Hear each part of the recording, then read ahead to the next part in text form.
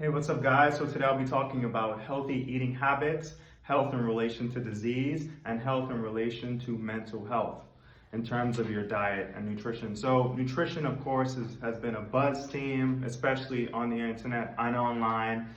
And health generally is vitally important to us because we all want to not only live lives in length, but we also want to live lives in health. And that's called health span and longevity.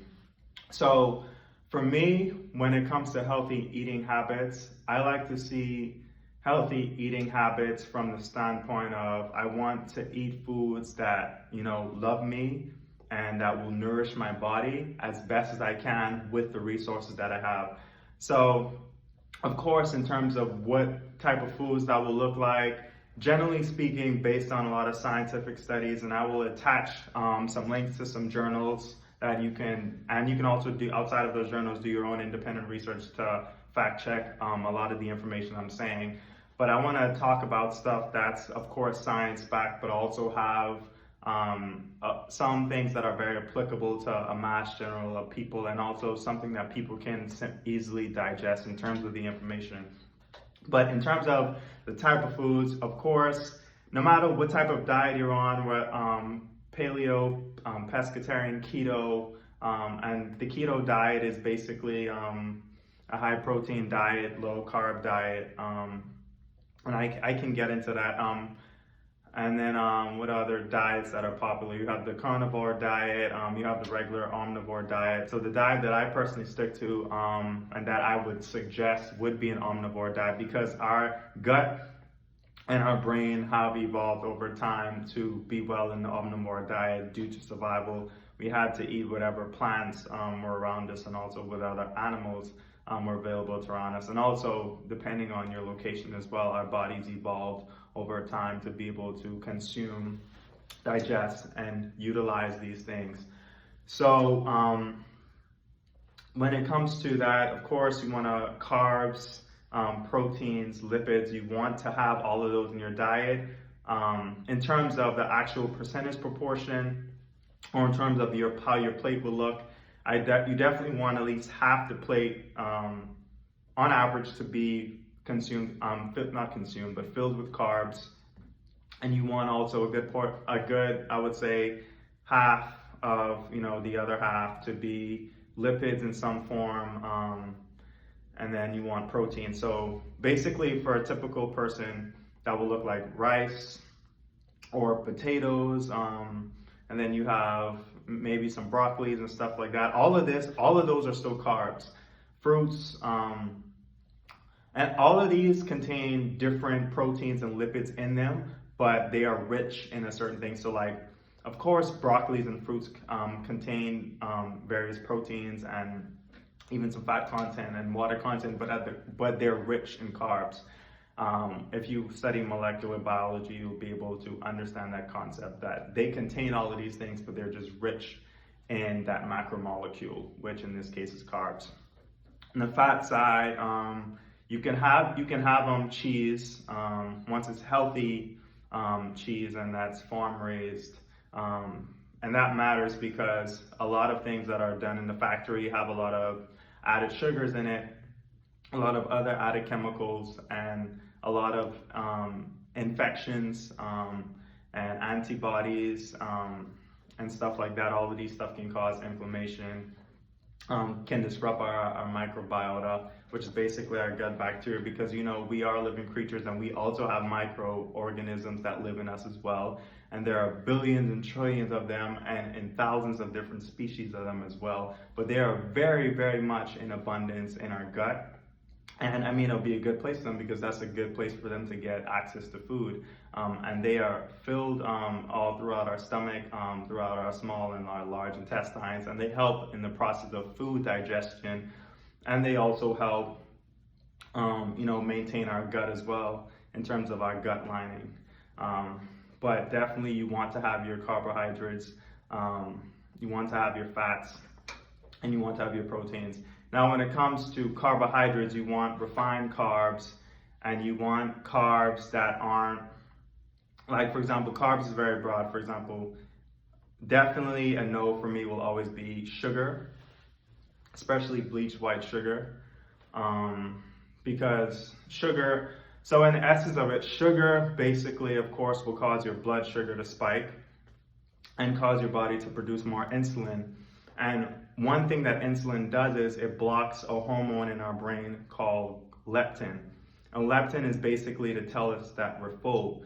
So that's why you notice when you eat, you feel less satiated eating carbohydrates, for another reason I'll mention after this as well. But you feel less satiated after eating carbohydrates than you are when you're eating proteins and fats. But carbohydrates are also a reason why you would also feel hungry, because they get absorbed quickly into the bloodstream and into our cells, and they also get broken down quickly because the glucose molecule is more simple than a fatty acid or an amino acid that takes more energy and more time to break down. But also at the same time, they yield less energy. So if you haven't heard of it, if you're outside of science, you will know that glucose produces 2 ATP molecules, and fats produce like 34 or so ATP molecules as a net result.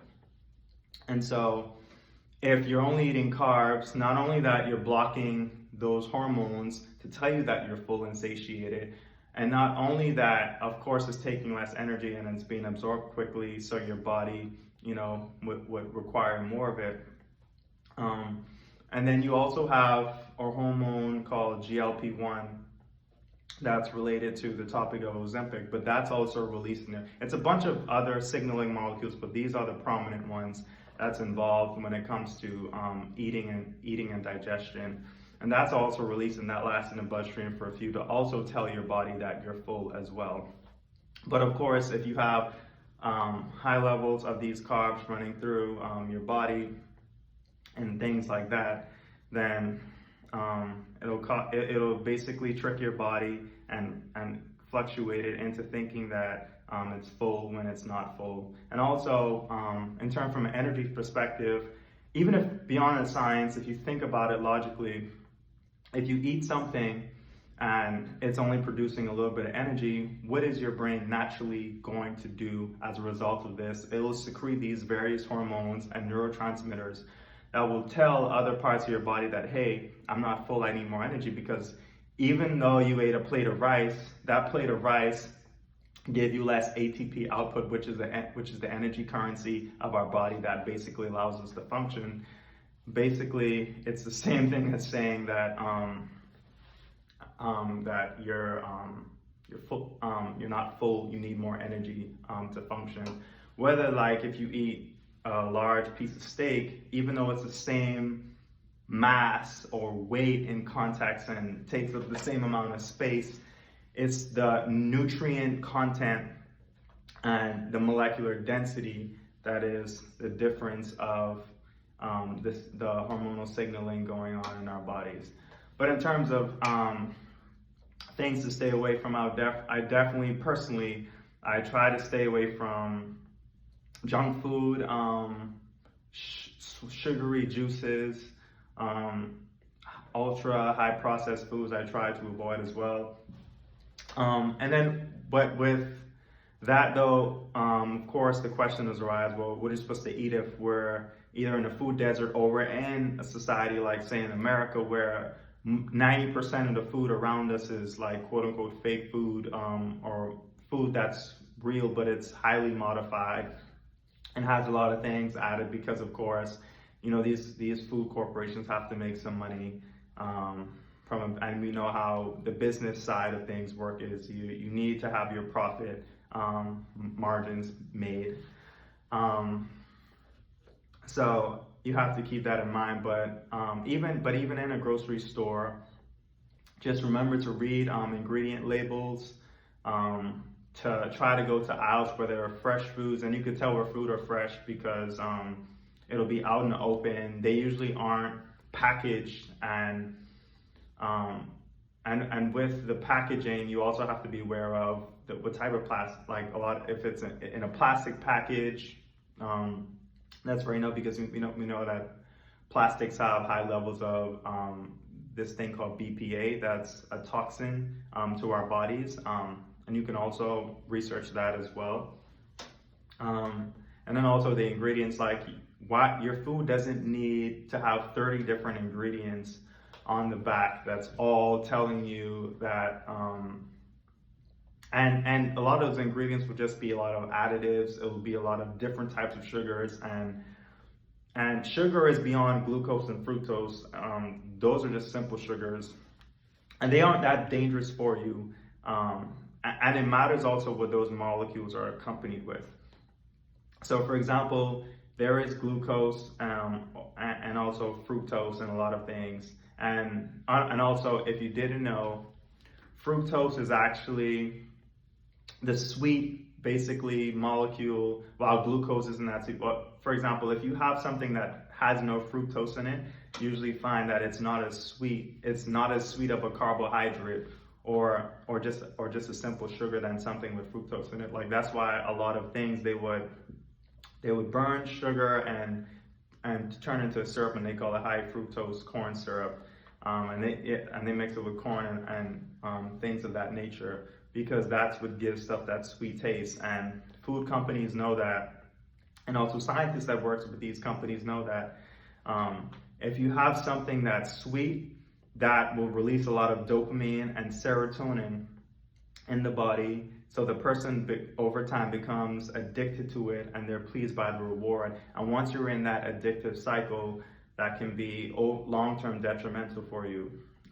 But I'll get into the diet and disease aspect later.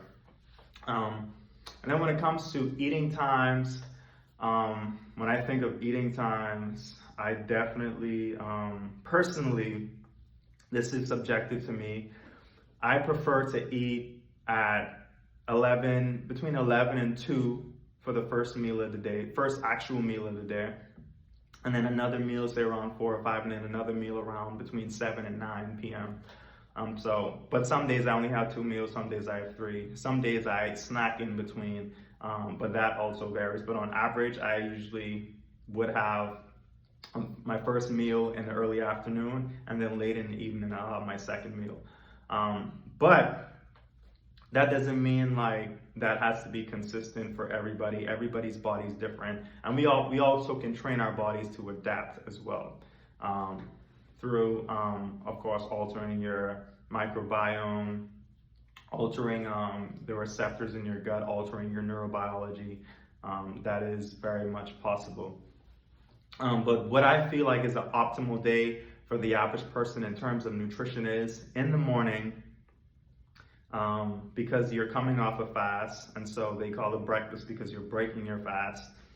And then you'd wake up. I would influence some mental health attributes in there. You wake up, you have your stillness, you have your meditation or your prayer, whatever that looks like for you. And then you take a shower, do whatever you need to do, sing a song, listen to some type of music or vibrations of some sort. And then I would suggest drinking water or drinking some tea, because it's just a good way to get some fluid in your system, to help with your brain activity and to help with your blood flow. And you could accompany that with some yoga, some light exercises that can be extremely beneficial. And then I would wait until like 11 or 12 to say have an actual meal. But it depends, like if you wake up at 4 a.m. versus wake up at 8 a.m., that's also a big variation. Also, if you wake up that early and you do an intense exercise, you probably would want to have either a cup of coffee or like a nice solid little like light breakfast meal, like like a granola bar or some toast or a sandwich or something like that. So it all depends on that, but generally speaking, for the average person, I agree that coffee is fine in a small moderation, because if it's natural black coffee it already has caffeine in it, you don't need to add white sugar, which most white sugar is dextrose and sucrose, which is basically usually not accompanied with fiber and other things that help with the the coating of those molecules and how it passes in the digestive system. and it also takes more energy to be able to break those things down than it is simple sugars that are accompanied with fiber as well. So I would say if you have a cup of coffee, you have some water, you have some tea, or you have a smoothie, if you have a little granola bar or some nuts or something like that, that can be good until you know you have your first meal of the day.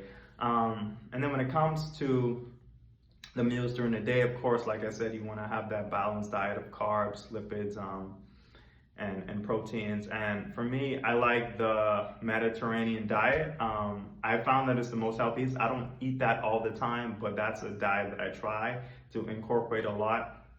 So that includes, having fruits and vegetables in your diet, which is beneficial for a various amounts of reason. Having some sort of protein, animal protein, I would stick to fish.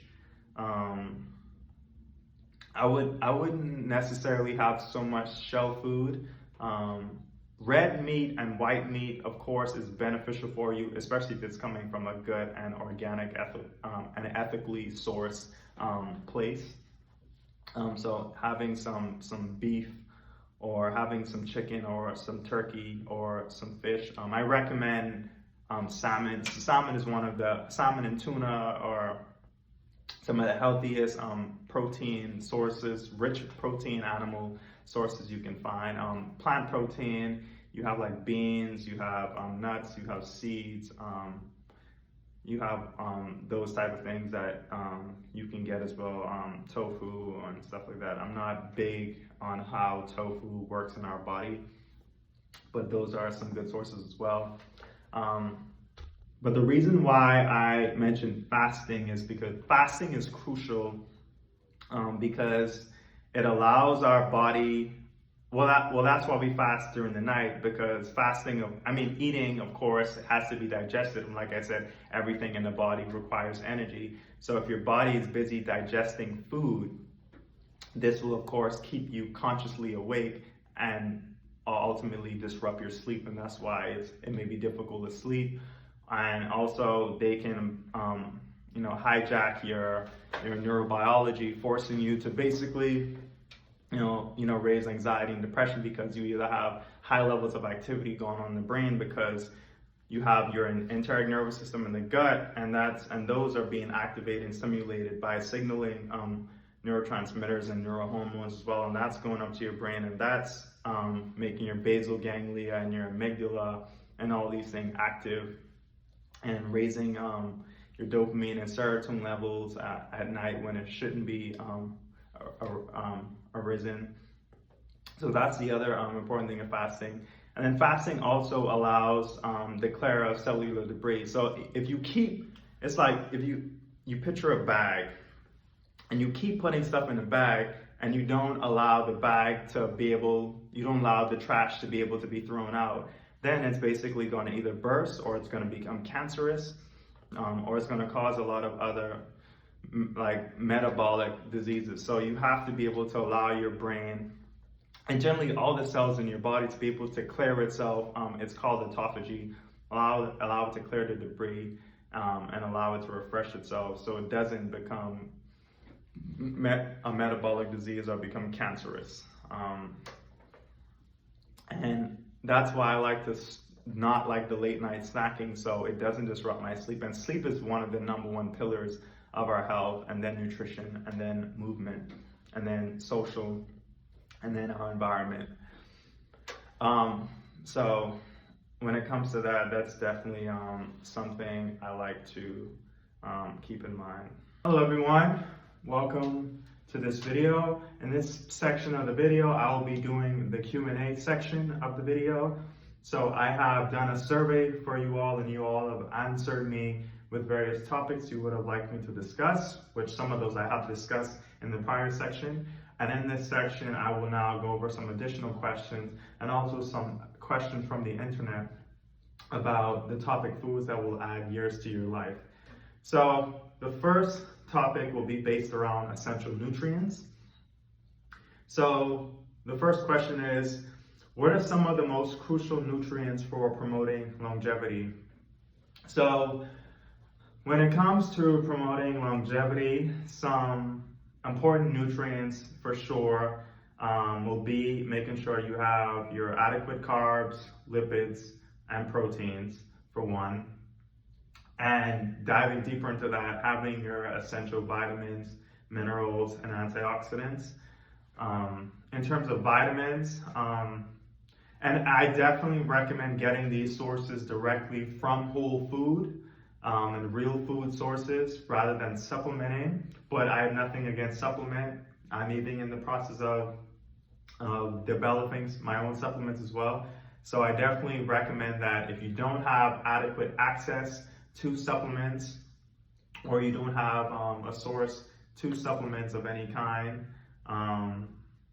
not a source of supplements, my apologies. If you don't have a source to organic food or real food that will have all of the nutrients that you know you need to be happy, healthy, and functional, then I definitely recommend supplementing. Some of the best vitamins I would recommend is definitely making sure you get your vitamin D, and you can get that from, of course, you hear over and over, just from the sun or from being outside, being in nature, or doing a lot of grounding and earthing. But you can get vitamin D supplements. I recommend omega-3 and omega-6 fatty acids, which you can get from fish oil supplements. That's what I take. Vitamin B12, your vitamin B6. I recommend as well.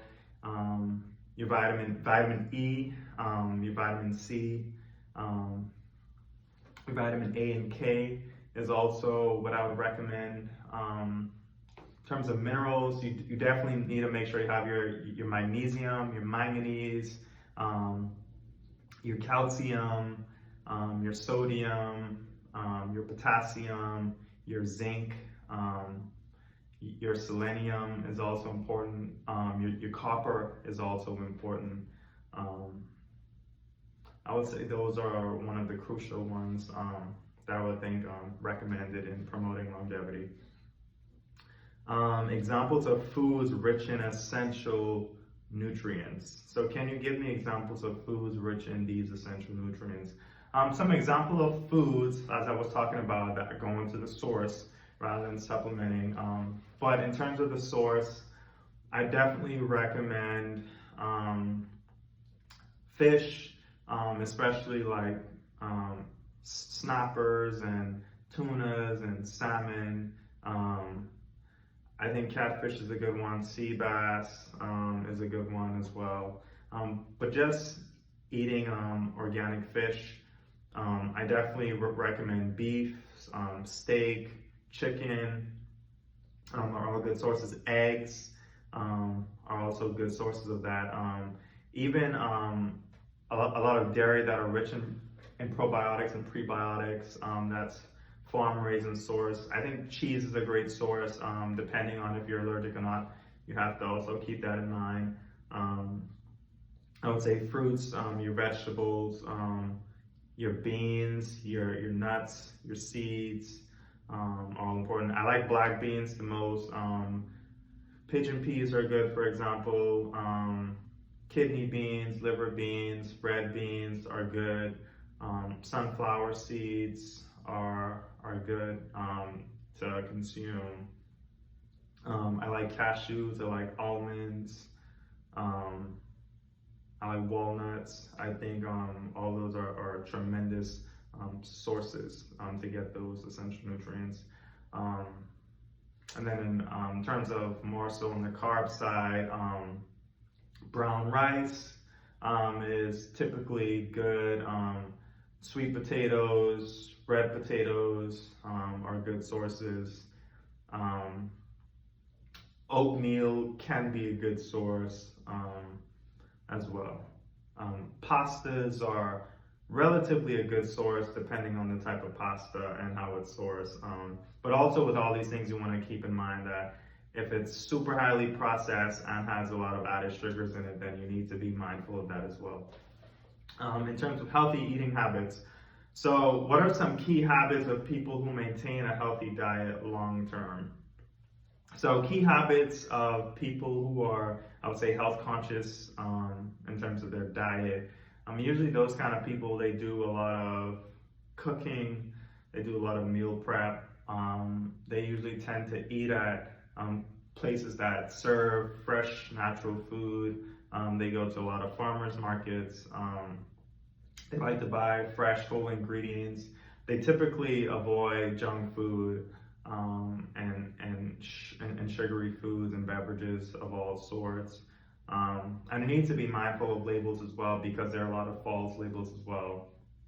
And avoid, like, typically hear of orange juice, apple juice, and a lot of those wouldn't even say juice because it's not naturally squeezed. It's usually like, it's created, synthesized in the lab, and they extract all of these different ingredients and that kind of thing.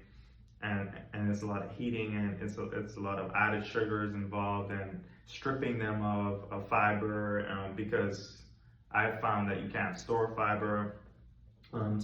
So that's definitely a big concern. And also, they're always like, drinking their water. I have some coconut here. I'm not advertising the brand of any means, but coconut water is great. It has tons of minerals and stuff about it, and it has a close to neutral pH, which is very pivotal for our cells, for our blood, for just balancing out the acid and base side of things. How can someone transition to healthier eating habits gradually? So anything you do in life, you should make a gradual change into it. And if you make a cold turkey change, you have to have a valid replacement for what you immediately extract from your life. So to transition, like, just take things in small steps. Like, if you're someone who eats 5 donuts a day, instead of eating 5 donuts, just say, instead of eating 5 donuts today, I'm gonna just eat 3 or just eat 2. Or instead of ordering fast food every day, I'm gonna just try to do fast food 2 to 3 times a week. Instead of ordering a box of pizza every week, let's try to only order a box of pizza twice this month instead of 4 times this month. Just make gradual changes in that regard. How does diet play a role in preventing chronic diseases? So when it comes to preventing chronic diseases, how diet helps that is, diet is the root of a lot of chronic health diseases, for one, like a lot of heart-related diseases, a lot of neurodegenerative diseases, in terms of obesity, diabetes, and these stuff are all interlinked. And here's why I say this. For example, if you have high amounts of processed sugar, which is sucrose, moving through your body that doesn't have the fiber, doesn't have the antioxidants, and the bonds are tighter and not as easily to break in like an aqueous solution or like water. When you have high amounts of that into blood, the more things you have, the more of these molecules you have in a flowing stream of blood, you're going to find that the blood becomes thicker and thicker and thicker. And as the blood becomes thicker, your blood flow becomes slower. So your organs and your tissues are getting blood at a lot slower rate, and they're getting blood that's filled with a lot of this extra thing. And also, you have inflammation that could result out of this. And if you have inflammation in your blood vessels, that eventually calls for all of these immune cells to come in, and these immune cells will try to gobble up all of this extra sugar and all these extra molecules that aren't supposed to be just floating around freely in your bloodstream. And those eventually pile up, and you got these sacs of all these immune cells that pick up all of these different molecules, and they're now piling up in the walls of these blood vessels. Especially above with capillaries. Capillaries are thin, so capillaries can easily burst, tear, and become filled because they're so small. And that's an issue in itself. But with veins and arteries, over time, that can cause, the walls can get thicker and thicker because they're accumulating all of this debris, essentially. And then that develops into plaques, and that develops into slow blood flow, as I mentioned earlier, where the nutrients are moving to your brain and body at a slower rate. And then you also have, for example, you get heart attacks and strokes. And strokes is basically not enough blood going to the brain, and heart attacks is not enough blood being, pumped into the heart. So all that stuff is an issue. And then in terms of the obesity side of things, all of the extra free stuff eventually has to go somewhere. So this could cause someone to either sweat a lot or pee a lot because your body's trying to get rid of it. But also another way your body tries to get rid of it is it just tries to just store it somewhere in your body, and they usually store it in cells, specialized cells called fat cells.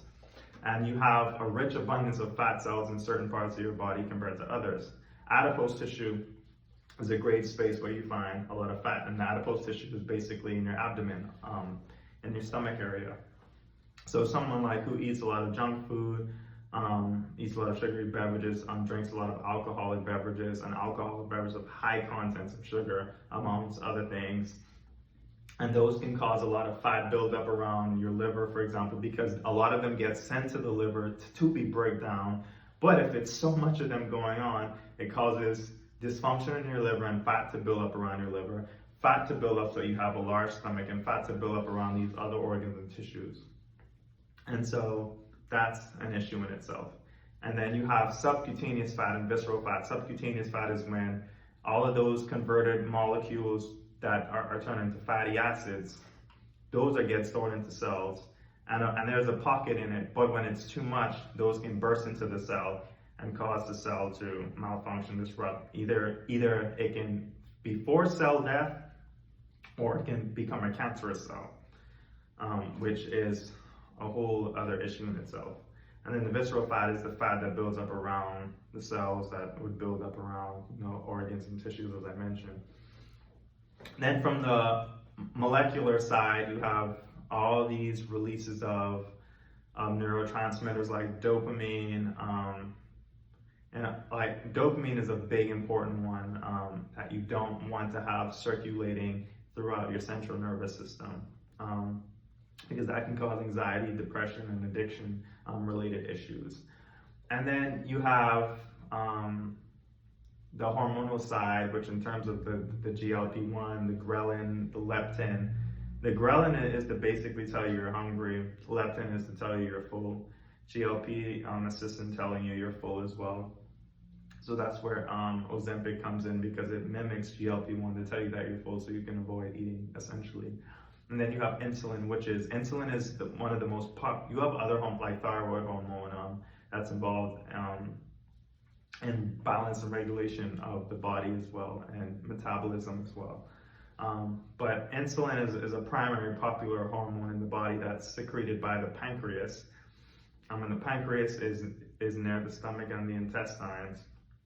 And so you have more insulin being pumped into the body over time. And like I talked about insulin prior in the video, insulin, like how cells work, how cells and hormones work is usually a bunch of binding that results in structural changes on the surface receptors of cells that lead to a catalytic response in the cell. And so I noticed that, of course, beyond just the binding aspect of it, in terms of insulin, of course, if it's so much insulin, it'll block, like I mentioned, the leptin and the GLP-1 to be received by the cells, and basically be like a cell repressor in this situation. And over time, of course, that can even alter how we have things on a genetic level at the DNA of your cells, which is of course deadly in the long run. And that's how a lot of hereditary diseases can be potentially passed down, but those things can be rewired through making tremendous lifestyle changes. So yeah, which foods should be included in our diet to lower risk of specific diseases? It'll be a lot of the same foods I mentioned. You don't want foods that spark inflammation in the body. You don't want foods that raise your blood glucose level or your blood pressure as a result of that, or to cause insulin resistance, or to cause high levels of addiction. You don't want that. What does a balanced diet look like on a daily basis? A balanced diet on a daily basis, I mentioned in a previous section of this content. You just want to make sure you have carbs, proteins, lipid in your day. You might want to make sure you have a lot of water in your diet. And you want foods that can assist in the digestion process, because you want to also be defecating every single day and sweating every day. You want different ways to cool down your body and also to excrete the waste from your body. So food that can also assist in that, and also food that help your microbiome health, which is overall helps your gut health. Because if your microbiome is happy, that influences your mood, and that also influences the literal health of your GI tract. How to read nutrition labels. What are some important parts of a nutrition label to pay attention to? So I had mentioned this priorly as well. You just want to avoid stuff that it's okay to have like sugar on there, obviously, because sugar ultimately is the primary source of energy in our bodies, and it's a quick source of energy. But you want to pay attention to the type of sugar. Like all of these, anything with an os on the end is of course a sugar, if you don't know. And in terms of that, like definitely avoid anything that has fructose, all the syrups, sucrose, sucralose, dextrose, and any other thing with the os that is in glucose. I would pretty much try to avoid as best as possible. Can you explain how to spot hidden sugars and unhealthy fats on labels? I spoke about the sugars part. In terms of unhealthy fats on labels, so you have different types of fats and broken down. I'll probably have a diagram up displaying the different types of fats, but the main ones are going to be saturated and unsaturated. Saturated, it just means that it has more stronger bonds and more carbon molecules in that fatty acid chain, and those will be like your butters and stuff like that, while the unsaturated ones would more so be in the forms of like oils. So because it's less bonds going on, like the same thing when you look at solid, liquid, gas. Solids, they have tight bonds and an abundance of it, while gases are scattered all over the place. It's all molecules at the end of the day.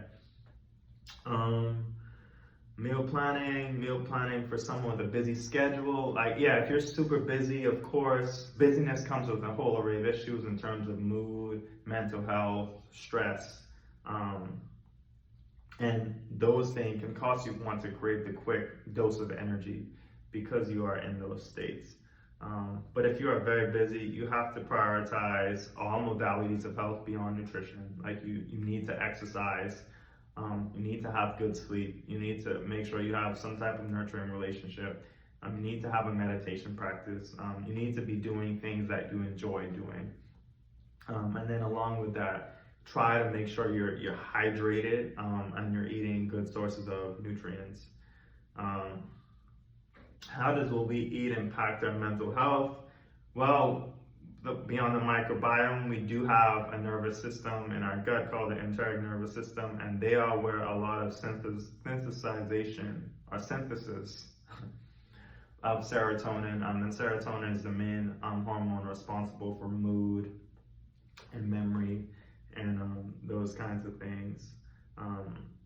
So yeah, it's a direct correlation with our gut and our brain. And also, like I said, eating certain foods can either promote a better brain health or not good brain health. So what foods should we eat to improve our mood and cognitive function? Well, mood and cognitive function, first of all, is two different kind of things technically. But you definitely want foods, so the brain, you definitely want to be hydrated, for sure. You don't want to eat or drink things that are going to dehydrate you, because our brain is mostly made up of fat and water.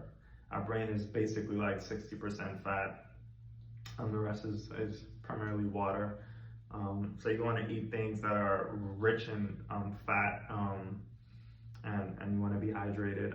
And like I said, you want to have good levels of carbs that come in the form of fruits, vegetables, and grains and stuff like that, because those are quick sources, and our brain uses 20% of the energy in our body. So you want to make sure that you have enough energy being produced every nanosecond. How can people distinguish between nutrition facts and myth? What's like a big nutrition fact myth situation? I guess I think the concept of, well, I'll go the concept of calories is most important. And so calories is basically a measurement of heat. And with that measurement of heat, it also displays like how much, I would say energy in a way, because heat is a form of energy, like basically how much energy something has and something can give you. So of course you do want to watch your calories, like you do want to make sure you're consuming, like for example 2,000 or 3,000 or 1,500 calories a day, however much your body needs, and that difference from genders and body sizes and cultures and lifestyles that you've adopted. But that's a big factor. But the fact that you put calorie first is a myth. You have to put nutrients first, because why I say that primarily is because 100 calories of chocolate, of milk chocolate, is different from 100 calories of, say, salmon. Like two different things. If you're just focused on primarily calories, you should focus on nutrients first and then calories second. And you don't want to be in that perfectionist cycle of, I need to make sure I count calories and count this and that. Like, no, you need to just make sure that you're eating at least 2 to 3 times a day and you're having full meals that's balanced and it has all my right nutrients in it, and then also that I'm supplementing if I need to, and then I'm hydrated. That's all I think you need. But thank you guys for your questions. Thank you guys for your interest in this talk today about foods that will add years to your life, and also highlighting foods that will decrease your longevity as well. I hope you guys stay tuned for more episodes in this series discussing brain health optimally and also health at large. And you can check out all the sources and links in the description of this video so that you can look at articles that I've been studying and some information that I've looked at. And you can also look at some of my books that are all over Amazon and Barnes & Noble talking about many of these topics as well. Thank you.